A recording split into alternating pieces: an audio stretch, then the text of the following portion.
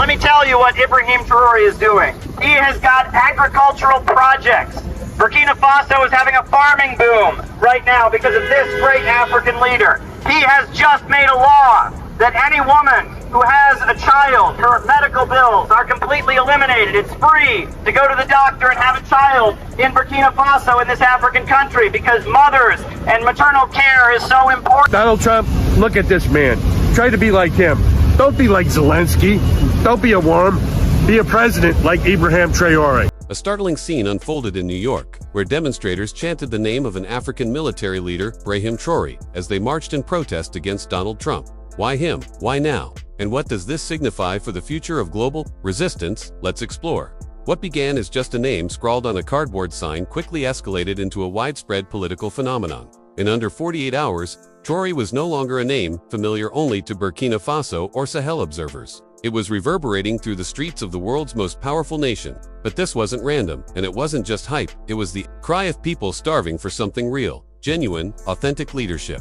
Ibrahim Traoré's emergence as a symbolic figure in the United States didn't occur because Americans suddenly became interested in West African geopolitics. It happened because they recognized something in him that they no longer recognized in their own leaders' moral clarity. In a time when public trust in government is rapidly deteriorating, when politicians on both sides of the spectrum seem more focused on power than principle, Traoré stood out not because he catered to the public, but because he refused to. When he assumed power as president in 2022, Traoré didn't deliver grandiose speeches or seek applause. Instead, he declared a war on dependency, both military and economic. He expelled French forces, rejected IMF conditionalities, established self-sustaining food and transportation systems, and refused to be portrayed as a charity case by Western powers. These weren't merely policy changes, they were acts of defiance, symbolic breaks from the post-colonial narratives that Western nations had imposed on African states. But what Americans recognized wasn't just defiance, it was a roadmap, a potential path out of their own cycles of disillusionment, corruption, and civic apathy. For Black Americans especially, the image of a young African leader standing firm against global empires felt like a personal reclamation. For decades, they had been fed to consistent ideas that Africa was a place of misery and that leadership required compromise. Traoré shattered both. He proved that a Black man in power could be strategic, militant, honest, and immensely popular without Western validation. That's when the first viral videos began to spread. In one clip, Traoré, dressed in fatigues, calmly told journalists, "We are not here to beg for survival. We are here to reclaim our dignity." It hit TikTok like an explosion. Black creators stitched the footage with scenes of American protests, police violence, food shortages, and gentrification. The message was unmistakable. He may be in Africa, but he's speaking for all of us. Shortly after, digital artists began creating posters featuring Traoré's face superimposed onto civil rights murals.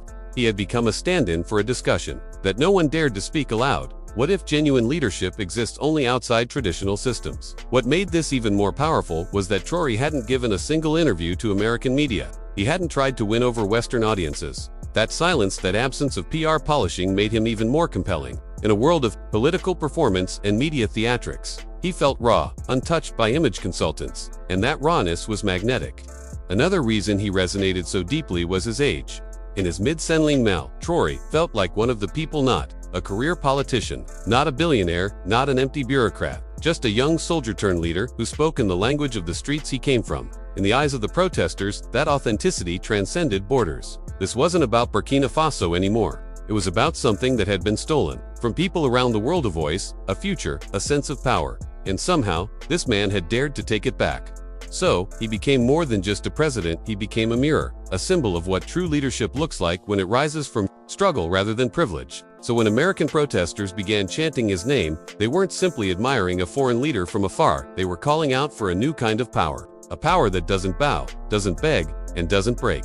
But what transformed this movement from admiration into action was what came next. The slogans, the chants, the visuals that soon flooded the streets of America's largest cities. That's where we go next. Let's take a moment to thank the Black Culture Diary community, a place where Black voices, stories, and legacies are uplifted and preserved. By becoming a member, you're not just supporting this channel, you're joining a vital cultural movement. Now, let's continue. It started quietly, just a few posters. held high, drawn in bold marker by college students and grassroots organizers. But within days, the name Traoré was no longer a whisper, it was a roar. Across Los Angeles, a group of young activists formed a human chain outside a federal building, holding signs that read, "Burkina Faso rises while America sleeps." If Traoré stood up, they said, so should we. In Atlanta, where the legacy of the civil rights struggle still lingers, in the air marchers carried enormous banners, hand-painted with a portrait of Traoré, his military beret, his piercing eyes, his steady, unshakable.com. Beneath it were just 3 words. We remember Sankara. But it wasn't just his image that moved people, it was the emotion behind it. His defiance had become their defiance. In the swelling protests against Trump's immigration bans, rising police violence, and the ever-widening racial wealth gap, Traoré had become, without ever asking, a vessel for rebellion. The crowd shouted, "Hands off Traoré! Hands off Africa!" It wasn't performance, it was prophecy.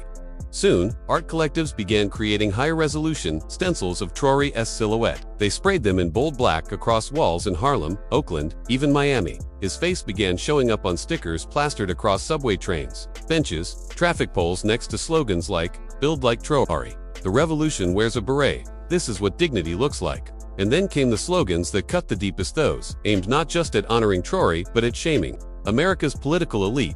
Trump fears what Traoré represents.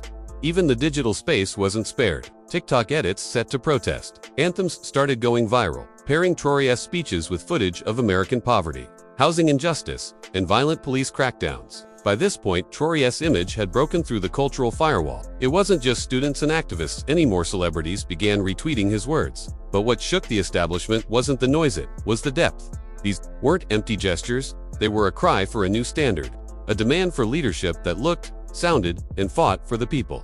These slogans weren't poetic fantasies, they were strategic statements. The streets weren't just mourning, they were instructing. The protests became classrooms, the slogans became history lessons. And through all of it, Traoré became the lens through which Americans, especially Black and immigrant communities, began reevaluating their broken systems. The movement didn't end with visuals or chants.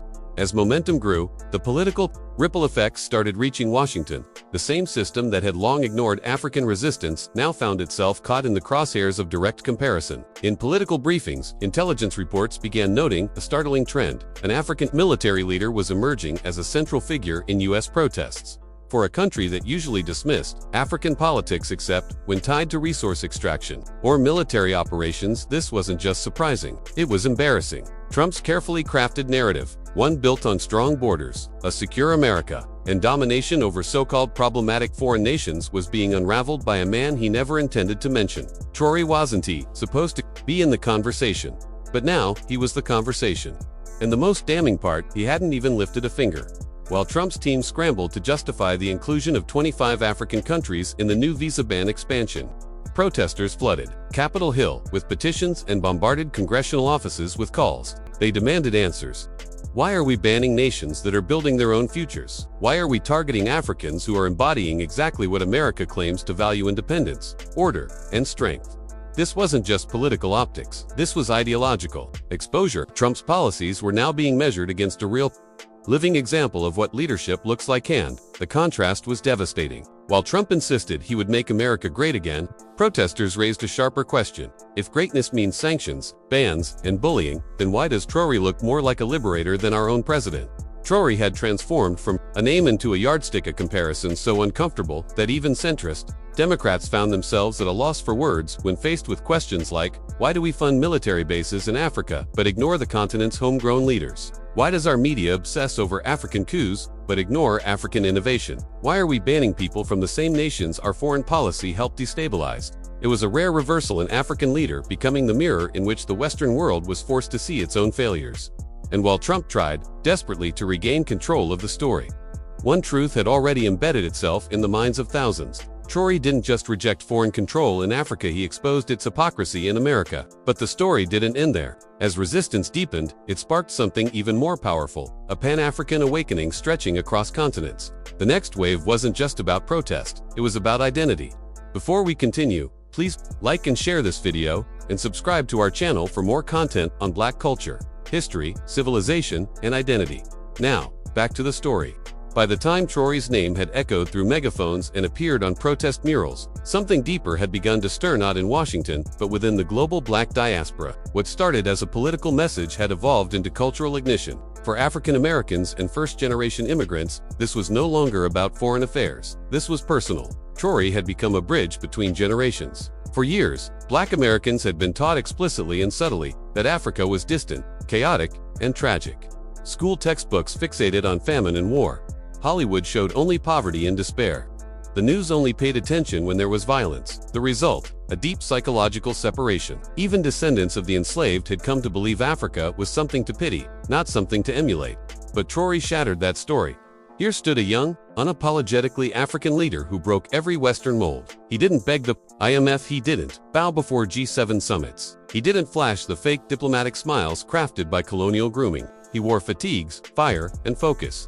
He spoke in the language of dignity, not dependency.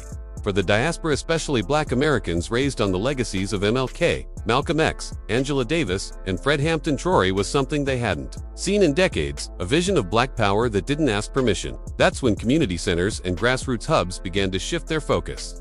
In Detroit, a youth group abandoned its usual Black History Month curriculum and instead organized a workshop titled, From Sankara to Traoré, Africa's Resistance Never Died. Young black Americans began referring to themselves as children of Sankara, descendants of Traoré, not as metaphors, but as identity. The Pan-African flame, long smothered by centuries of division, had reignited, and even in digital spaces, the awakening took shape. Black artists redesigned African flags using American color palettes. Diaspora influencers launched series comparing African governance models with broken U.S. institutions. Pages once devoted to Black Lives Matter began sharing updates on AES, the Alliance of Sahel States. Hashtags like #DUCTION, #ReclaimAfrica, and #Diaspora to Dignity began trending alongside Traoré's name. But perhaps the most striking shift was this. People stopped viewing Africa as a place that needed saving and began to see it as a wellspring of strategy. Burkina Faso was no longer simply one of the poorest nations. Now it was the country that built 500 electric buses without foreign aid. It was the nation that told France to leave and stood tall. It had become the land whose leader inspired protest slogans from Harlem to Houston. This was more than admiration. It was reclamation. The African diaspora in America had long struggled to connect with the continent in a way that felt genuine, not ceremonial. But with Traoré's rise, they found something tangible. Not just a leader, but a direction. Not just nostalgia, but a new mission to restore broken ties between continents, not through institutions, but through shared resistance. And that resistance was no longer symbolic. It had become practical, political, and powerful. Which brings us to the final question. Now that the chants have echoed, the murals have been painted, and the diaspora has begun to awaken, where does this lead? Ibrahim Traoré never campaigned for global admiration. He never asked to be a political weapon in a foreign protest. But the symbolism he now holds cannot be undone. Too many. He is no longer just the president of Burkina Faso, he's the embodiment of what's possible in a world riddled with political fraud. But now comes the real challenge. What will people do with that possibility? Across the U.S., protest organizers have begun asking deeper, more grounded questions. Can Traoré's defiance be adapted into local action? Can communities in Baltimore, St. Louis, or Oakland take cues from Burkina Faso's production model and reject corporate dependence? Can schools in black neighborhoods start teaching African governance, not just slavery and civil rights?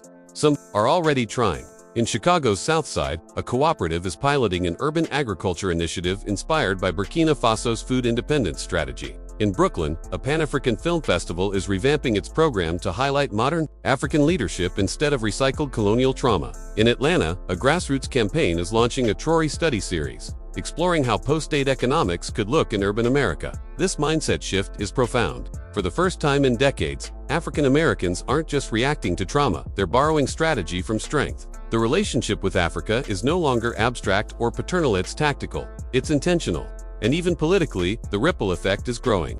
Candidates running for city council and other local offices in American cities are invoking Africa not as a symbol of crisis, but as a model. One progressive candidate in Minneapolis even made headlines for declaring, "We don't need Wall Street. We need what Traoré has control over: our food, energy, and land." It's a seismic cultural pivot and it's shaking the establishment. Western policymakers, long accustomed to viewing Africa as a backstage charity case, are now scrambling to understand how a young African soldier became a guiding light for Western protest movements. Think tanks are issuing reports warning of ideological contagion, a phrase once used only in reference to revolutionary Latin America. But they have reason to worry, because what's happening isn't just protest, it's a philosophical rebellion. And it's posing a question the US elite cannot answer. If a poor-sanctioned African nation can fight for its people without apology, why can't the richest country in the world? Traoré's example exposes the deep hypocrisy inside Western liberal democracies, a myth that change must always be slow, negotiated, and deferential to power. Traoré didn't wait. He didn't write polite letters. He acted. And in doing so, he has inspired a generation that is tired of waiting. But there's also a risk. Symbolism without structure fades. If this awakening around Traoré becomes just another trend flattened into t-shirts and Instagram, quotes, it will vanish like all the others. That's why organizers, educators, and thinkers are emphasizing institutional memory, not just remembering what Traoré did, but understanding how he did it, not just praising him, but replicating him. Ultimately, the future of this movement rests on one question: can admiration become application? Because if it can, then we are not just witnessing a cultural moment, we are witnessing the birth of a global shift, one where leadership is no longer defined by geography or GDP, but by clarity, courage, and community. One where Burkina Faso does not follow the world follows Burkina Faso. The protests may have begun as outrage against Trump, but what they revealed was a much deeper hunger for sovereignty, for connection, for heroes who don't sell out. And maybe, just maybe, that hunger is about to reshape not just American politics, but the very balance of global power. Do you think an African leader becoming a role model in the West is a big deal? Let us know in the comments. Has Africa arrived? If you want to watch more videos like this one, be sure to subscribe and tap the bell icon. We're committed to creating content no one else dares, on Black culture, civilization, history, and the undeniable brilliance of our past. Thanks for watching, and until next time, stay tuned.